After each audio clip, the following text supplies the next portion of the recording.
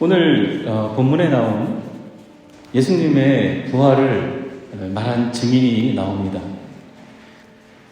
마리아라고 하는 이 여인은 예수님께 치유함을 받은 사람입니다. 악한 영에 들려 있었는데 예수님께서 그 여인의 병, 곧 7 귀신을 쫓아내 주시고 낫게 해주신 바로 그 사람입니다. 그리고 그녀가 제자들에게 가서 이야기합니다. 완전히 새로운 존재로 다시 부활하신 예수님의 모습을 나타내셨고 그것을 알리도록 하셨습니다. 오늘 성경 본문에서는 다른 제자들이 예수님께서 부활하셨다는 이야기를 듣고 그 이야기를 전혀 믿지 않았음을 나타내고 있습니다.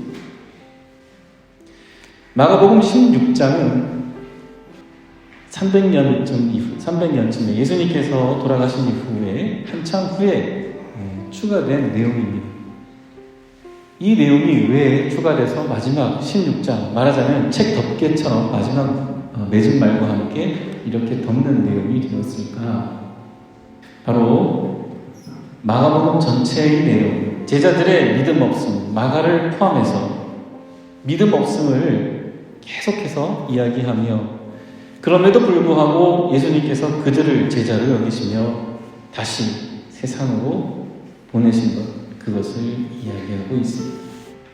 그리고 이 말씀을 읽는 독자들, 바로 저와 여러분에게 새로운 힘과 희망을 줍니다. 보십시오. 제자들, 예수님과 함께 다니던 제자들조차도 부활하신 예수님을 믿지 않았습니다. 그러나 그것조차도 예수님께서는 사랑하시고 품에 안아주신 제자들입니다. 우리는 부활하신 예수님을 직접 보지는 못했습니다. 그들의 증언을 통해서 예수님께서 부활했음을 믿고 따릅니다.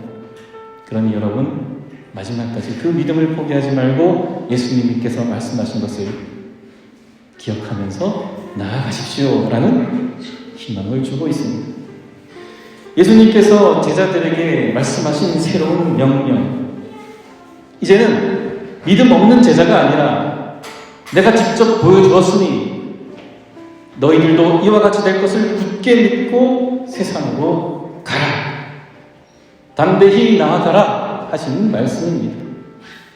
이제는 부활하신 예수님의 약속의 말씀을 믿고 앞으로 보이지 않게 될 예수님이지만 그 약속의 말씀이 항상 앞에 있음을 믿고 하나님의 일을 하라라는 명령을 주셨습니다. 그렇습니다. 부활은 새로운 시작입니다. 제자들을 통해 예수님의 이름이 능력의 이름이 되고 예수님의 말씀이 살아있는 말씀이 됩니다.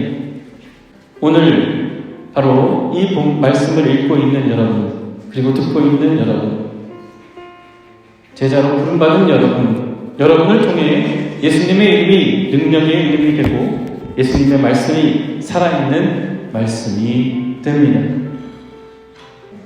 자, 옆에 있는 분들께 말씀해 주십시오. 당신을 통해 예수님의 이름이 능력의 이름이 됩니다. 하나 더 있습니다. 당신을 통해 예수님의 말씀이 살아있는 말씀이 됩니다. 이 믿음이 여러분을 완전히 새로운 존재로 태어나게 할 줄로 믿습니다. 우리가 성경에서 주목할 한 인물이 있습니다. 이 사람은 제자라고 불리지는 않았습니다. 그런데 이후에 부활하신 예수님을 만나서 제자라고 불린 사람입니다.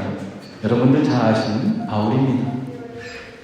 이전에 사울이라고 불렸던 이 사람, 이 바울은 자신의 소원은 이것입니다라고 분명하게 밝히고 있습니다. 그의 간절한 희망은 예수님과 같은 모습으로 다시 살아나는 것이었습니다. 빌립보서 3장 10절의 말씀입니다. 내가 바라는 것은 그리스도를 알고 그분의 부활의 능력을 깨닫고 그분의 고난에 동참하여 그분의 죽으심을 본받는 것입니다. 그러나 그의 죽으심을 본받음으로 완전히 새로운 존재로 하나님의 손에 의해서 일으켜 세우심을 받는 것, 그 또한 분명히 이루어질 것을 바울은 믿고 있었기 때문입니다. 예수 그리스도가 다시 사셨다는 것을 믿는 사람, 바로 그리스도인들입니다. 예수님께서는 생명을 사랑하시고, 자, 너무 큰 개념, 좋은 단어로 생명이라고 얘기하니까 그냥 인류의 구원자 이렇게 이야기하지만 아주 구체적으로 바로 나입니다. 나를 살리시기 위해, 나를 사랑하시기 때문에 자신을 십자가에 내어놓으신 희생을 하셨습니다. 그 사랑의 흔적을 예수님께서는 제자들에게 보여주신 것입니다. 그러니 여러분, 예수 그리스도의 그 사랑의 흔적을 우리 모두 지닌 것을 영광으로 여겨야 하지 않겠습니까? 갈라디아서 6장 14절로 18절의 말씀입니다. 내게는 우리 주 예수 그리스도의 십자가밖에는 자랑할 것이 아무것도 없습니다. 여러분의 자랑이 될 줄을 믿습니다. 그리스도로 말미암아 내 쪽에서 보면 세상이 죽었고 세상 쪽에서 보면 내가 죽었습니다. 할례를 받거나 안 받는 것이 중요한 것이 아니라 새롭게 창조되는 것이 중요합니다. 이 전통을 따라 이렇게 합니다, 저렇게 합니다가 중요한 것이 아니라 새롭게 창조되는 것이 중요합니다. 창조주는 누구십니까? 하나님. 하나님께서는 여러분을 통해 새롭게 창조의 역사를 지금도 쓰고 계심을 믿으시기 바랍니다. 이 표적을 따라 사는 사람들에게와 하나님의 백성 이스라엘에게 평화와 자비가 있기를 빕니다. 이제부터는 아무도 나를 괴롭히지 마십시오. 나는 내 몸에 예수의 상처 자국을 지니고 있습니다.